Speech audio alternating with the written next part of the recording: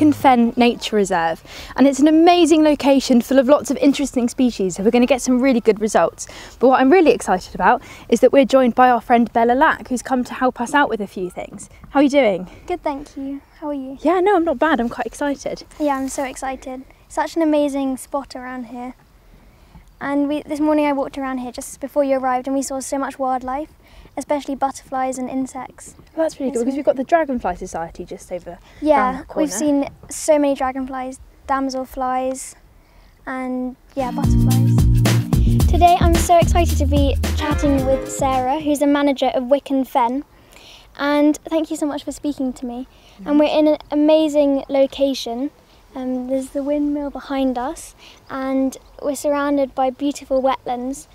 And I heard you have some interesting management strategies to do with cattle and ponies. How do you use them to manage the area? Yes, so here at Wicken Fen Nature Reserve, the National Trust has been managing the Nature Reserve here for nearly 120 years. Wow. And as part of our future plans for Wicken Fen, we are looking to extend the nature reserve across the landscape because we realise this fragment of fen that we've got here is not enough. And where the cattle and the conic horses come in is that they are looking after a lot of this restored land that we are extending out into the landscape. And they are perfectly adapted to grazing these fenland landscapes. They look after the nature reserve out there all year round, and they wander over vast areas of the nature reserve. So they really are the engineers of the landscape for us. They're grazing some areas, they leave some areas to grow up a little bit more into reed bed and scrubland. And they move naturally around the landscape in their family groups, which helps give a much more natural feel to the restoration that we're doing out there. That's such an amazing management technique to use animals to control nature. Also, someone mentioned earlier that the fen in this country has been reduced from 99% to 0.1%, and you mentioned that you're going to be expanding it. So why do you think that's so important?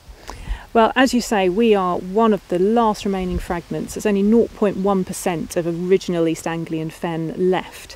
And as that area gets smaller and smaller, the species that are within it struggle to survive because they just don't have the area. And the people that want to come and see these amazing sites put an enormous amount of pressure on this small footprint that we've got left.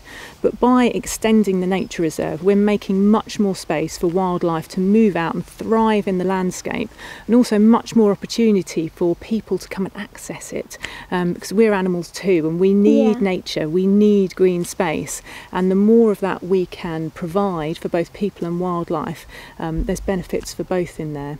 So in the last 20 years, as part of our Wicken Fen vision, we've actually doubled the size of Wicken Fen, and our vision extends up to 100 years, and we want to extend the nature reserve by another 4 or 5 times over that period.